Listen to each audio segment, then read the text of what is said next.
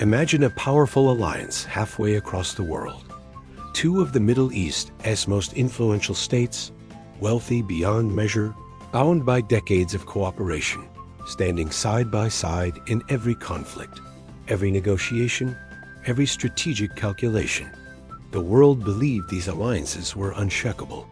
They shared strategic interests, coordinated military operations, and presented a united front in global policy. But in the final days of 2025, something astonishing happened. A geopolitical mystery unfolded in front of the entire world. SI's one that left global analysts, intelligence communities, political advisors, and ordinary citizens asking the same question. What really happened between Saudi Arabia and the United Arab Emirates? Today, we take you deep into this mystery, a story of shifting loyalties, silent strategies, intelligence information trails, and a crisis that erupted not with shouts, but with whispers behind closed doors. This is the mystery of the Gulf, a story of two former allies standing on opposite sides, and of Yemen at the center of it all. Before we begin, if you are watching this presentation, subscribe to our channel, share this video, and comment where you are watching from. Hit the notification bell so you never miss any of our world mysteries. The year is 2025. The date is just a day before the end of the year.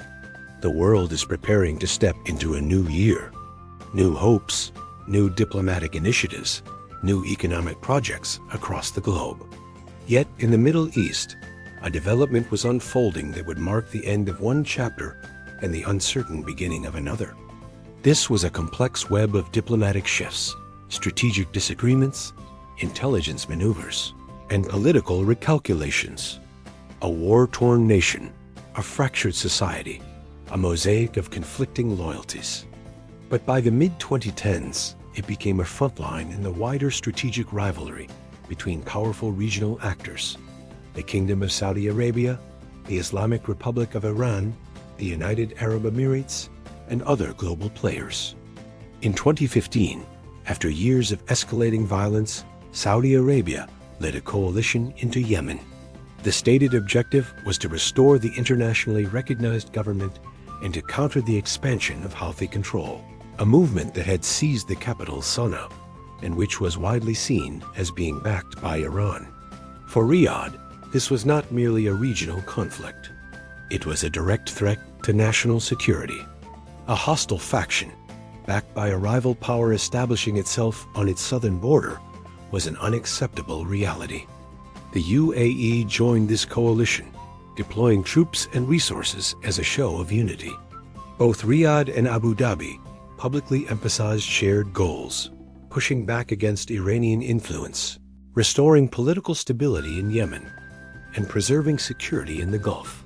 At first glance, the alliance appeared cohesive and unshakable. Saudi Arabia's priority was clear: containment of the Houthis, restoration of a government that would align with its strategic goals, and the protection of its long southern border. The UAE, on the other hand, began to focus on strategic ports, economic infrastructure, logistics, and securing zones in southern Yemen that could expand its influence over maritime traffic and critical trade routes, especially in the Red Sea and Gulf of Aden corridors.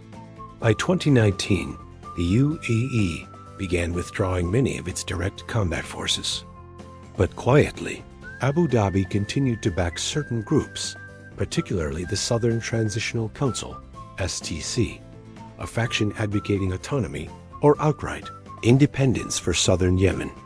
The STC quickly grew in strength, gaining control over key cities and territory, including Aden, Hadramaut, and other economically significant regions. While officially both Saudi Arabia and the UAE were still part of a coalition against the Houthis, the battlefield reality had begun to shift.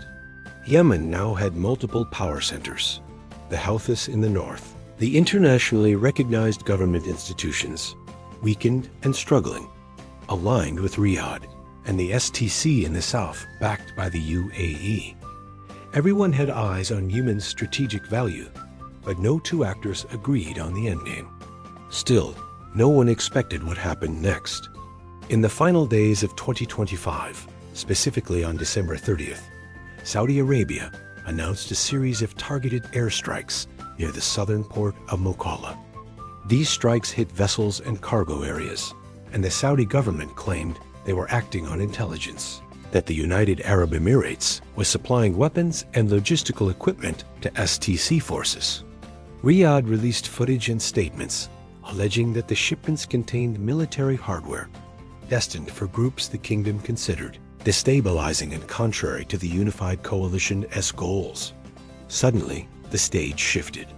What had been diplomatic disagreement turned into a public accusation. The Kingdom of Saudi Arabia, known for its careful diplomacy and controlled public messaging, made a rare direct statement rebuking the Emirates. Outside the internationally recognized government framework was a direct threat to Gulf stability. This sent shockwaves across diplomatic circles. For decades, these two nations had appeared inseparable, strategic partners with aligned interests, coordinating foreign policy, defense policy, and economic interdependence. For Saudi Arabia to openly accuse the UAE of undermining the Yemen campaign was unprecedented. But in the labyrinth of Gulf politics, what was said publicly was only the surface. Emirati officials denied all accusations, calling Saudi allegations inaccurate and misleading, insisting that the shipments were intended solely for logistical support to UAE personnel and installations, not for arming militias or promoting separatism. Within hours, Abu Dhabi announced it would voluntarily withdraw its remaining military presence in Yemen, a statement framed as a confidence-building measure and a diplomatic step to reduce regional tension. This was not a benign withdrawal. A day before the world entered 2026, the Kingdom of Saudi Arabia and the UAE found themselves at a crossroads. Old alliances appeared fractured. Former strategic harmony appeared disrupted, and the mysterious intelligence trails began to surface. Because behind these public statements lies a deeper and far less spoken reality. Intelligence activities had been ongoing for years in Yemen. Networks of signals intelligence, secret communications, covert surveillance, and data collection were not limited to one side. Tehran's influence, through the Houthis, introduced Iranian intelligence footprints deep within Yemen structures. The UAE had developed its own network through partnerships with local factions, especially in the south, providing electronic warfare training, logistics management, and strategic coordination. And everywhere there were rumors. Intelligence leaks, intercepted communications, information shared with groups that should never have had it, back channels involving third parties, and classified directives known only to a select few decision-makers. International intelligence analysts describe a pattern where multiple foreign services, not only Saudi and Emirati, operated within Yemen simultaneously, often competing for influence, information, access, and advantage. Some reports suggested that selected STC units had access to intelligence feeds originally intended for Yemen as official coalition command centers. Others hinted that Houthi forces were intercepting communications between Saudi command posts and coalition bases. This became a battlefield not just of guns and missiles, but of networks, signals, encryption, tracking, and counter-tracking. At the same time, the United States, historically invested in Gulf security, found itself in a sensitive role. Washington continued to provide military support to both Riyadh and Abu Dhabi, but also repeatedly emphasized the need to minimize civilian casualties and to pursue diplomatic solutions. Behind closed doors, U.S. intelligence agencies shared data with both parties, attempting to maintain channels of communication and prevent a complete breakdown in cooperation. Yet even Washington could not fully bridge the emerging divide. The UAE had increasingly developed its defense and intelligence ties with Israel, particularly around technology, cybersecurity, and drone operations. They became talking points in Riyadh's strategic assessments, adding a new dimension to the intelligence calculations in the Gulf. Turkey, Qatar, and Kuwait attempted mediation efforts, positioning themselves as neutral brokers seeking de-escalation. Their attempts, while diplomatically significant, did not produce immediate breakthroughs. The fragmented leadership in Yemen, combined with competing foreign alliances, made consensus elusive. Pakistan's role, too, entered this script. A strategic defense pact signed with Saudi Arabia in 2025, declaring mutual defense commitments, signaled Islamabad's alignment with Riyadh's security priorities. However, Islamabad avoided direct military involvement in Yemen, emphasizing diplomatic solutions and humanitarian support. As the new year began in 2026, the strategic landscape remained uncertain. The Houthis continued their northern hold. The STC maintained control over southern zones. The internationally recognized government remained weakened. And Saudi Arabia and the UAE remained in a silent puzzle. No open conflict, no peace treaty, no complete alliance, but a strategic mystery that analysts around the world labeled the Gulf Puzzle. Was this a breaking alliance? Or was it simply a temporary rift in a long-term relationship? The world did not have a definitive answer. The people of Yemen suffered most. Markets were destroyed, families displaced, children without shelter, hospitals without power.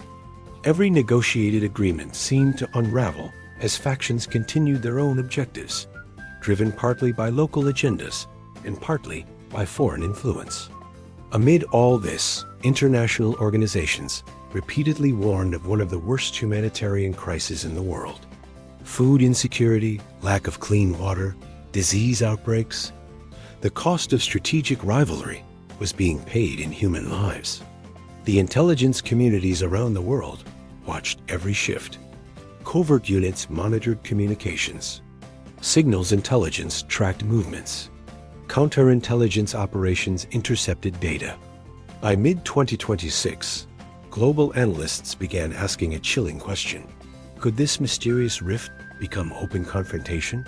While no overt warnings were issued, Saudi Arabia's posture, its willingness to publicly accuse a strategic partner, its readiness to adjust alliances, its statements on sovereignty and national security suggested a new era of uncertainty.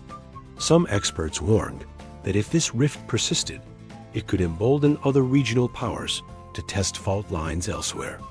In the meantime, Yemen remained the tragic backdrop, not just a battlefield, but a complex experiment of intelligence strategies, diplomatic maneuvers, and geopolitical recalibrations.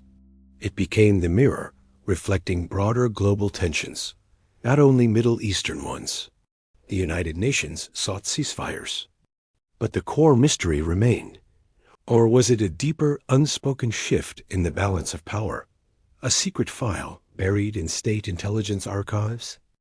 This will remain one of the greatest geopolitical mysteries of the 21st century, a silent rivalry unfolding behind diplomatic facades' shadow, negotiations' hidden intelligence actions, and a profound strategic puzzle that echoes far beyond the Arabian Peninsula.